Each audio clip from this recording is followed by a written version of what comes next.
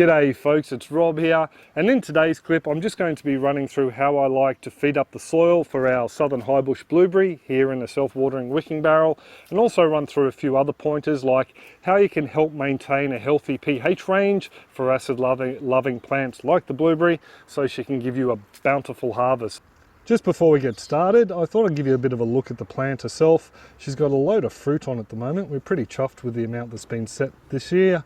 Now, she is a southern highbush variety. This variety in particular requires less chill hours before she'll start to flower and set fruit. I think the northern highbush variety does prefer a cooler winter, but yeah, as we're in the subtropics, this variety does very well for us here. Now, she's growing in a self-watering wicking barrel.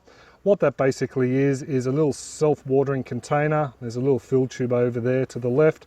You pour water in there, it collects in a reservoir, and then it comes up through the soil, so the plant always has moisture available to it. So a very nice, neat little compact growing system. Most of our soil beds are actually made like this, all self-watering. Before we start talking about the fertilizers that I like to add in, we might have a bit of a quick chat about the pH. So blueberries are an acid-loving plant. They like the soil pH to be around about 4.5 to 5.5. So that makes them perfect for growing in containers, because with such a small volume of soil, it makes it very easy for us to regulate that soil pH.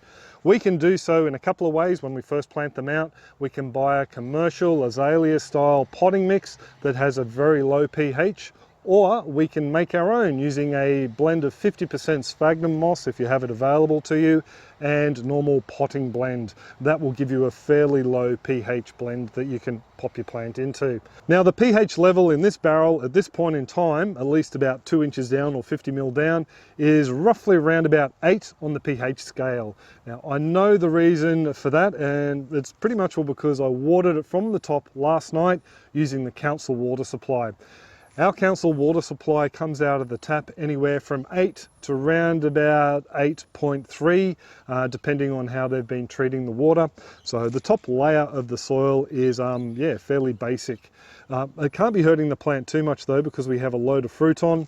But just to make sure that I'm not slowly bringing up the pH over time, there is an additive I can put in here that will keep the pH nice and low for the plant. So what I've got here is elemental sulfur. What this does is, over a period of time, it will lower the pH in the soil at a gentle pace. Just quickly before we add the sulfur on, there are a few other amendments you can pop onto the soil that will bring down the pH. The first one is cow manure, well-aged cow manure. Over time, you will find it will bring the pH down in your soil. Sphagnum peat moss probably act a little bit faster, and it will do the same job. Both of them I'd probably pop on top of the soil, maybe mix them in a little bit, and then cover over with mulch. There is a little bit of a furphy, a bit of a myth out there that using pine needles will do the same job because they are acidic when they're on the tree. Unfortunately, when they break down, they don't really lower the pH of your soil much at all. You can check out a clip put out by Patrick from 1 Yard Revolution. He spoke to Stephen from another YouTube channel, Alberta Urban Gardens. He's a biologist, and Stephen gave a little bit of a lowdown of the science behind why pine needles don't bring the pH down in your soil. So there'll be a link down below for that one. What I like to do is just add 4 or 5 scoops of the sulfur around the top of the soil, and over time it will break down as the microbes act upon it, and it will slowly drop the pH in the soil. So one of the reasons I do think this bush is done all right, even though we have very high pH water, is because I'm adding the sulfur onto the top and it's breaking down slowly raising the pH of the soil. Not only that, the bulk of the water is going through the fill tube, sitting in the reservoir down the bottom, and then coming up through the soil. So the soil is acidic enough to counteract the alkalinity in the water, and yeah, by the look of these berries, I don't think the plant's too upset, as I said before. Just quickly, the soil test I'm using is one I was put onto when I was doing my PDC with Jeff Lawton. It's developed by the CSIRO Soils Division. You can find them online. It's a very accurate kit. I've lent it to a few people now, and they've all found it very easy to use. So might be something for you to look out for if you are working with plants that require different pH levels. Now as for amendments, I'm adding here some minerals, some rock minerals, because this is a container plant and doesn't have access to the soil beneath it. It does need the addition of some trace elements, I think. I'm also popping in a combination of organic chicken pellets and also some worm casting pellets as well. I'm just going to basically top dress this over the top of the bed. I'm not going to add all of this, because you don't really want to overfeed your blueberries. If you do add too much nitrogen in, you can end up with more leaf growth than actual fruit growth. So I think that's more than enough.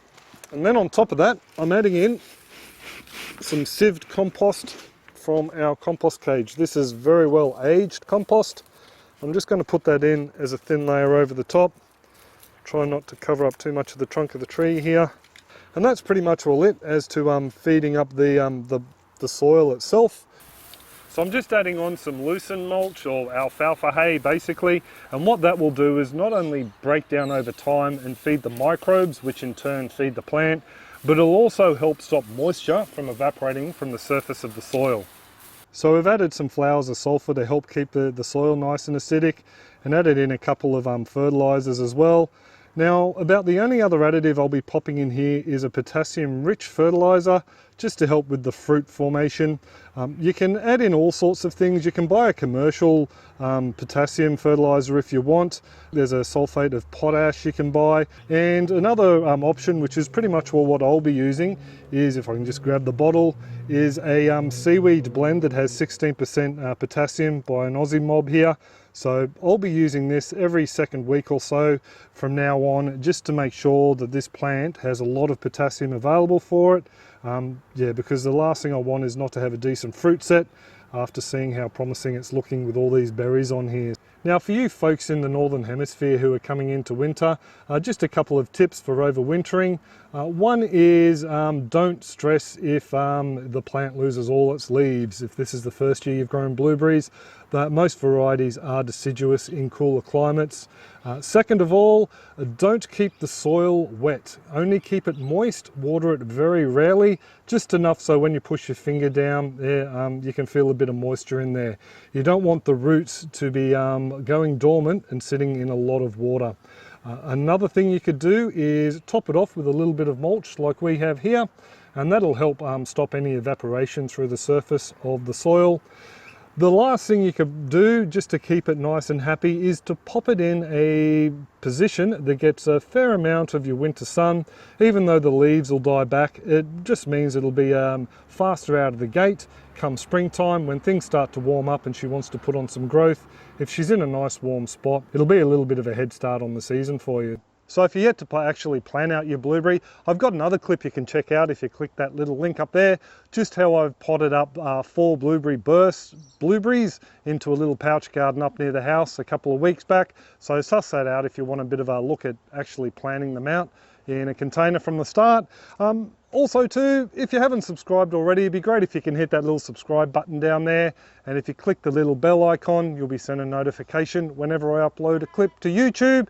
And before I go, I've got to send out a huge thank you and g'day to all the marvelous patrons who are helping to support our channel here on YouTube. So you can check out the super contributors down in the description below.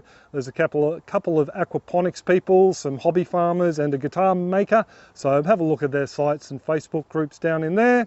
I do hope that you enjoyed the clip and that your own gardens are booming, and I will catch you next time. Cheers folks, have a top one.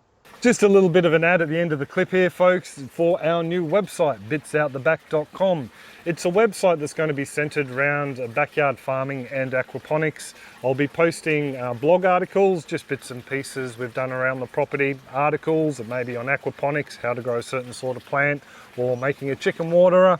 And I'll also be housing our YouTube videos here as well. You can still watch them on YouTube, but I'll have them posted here on a page whenever they're uploaded.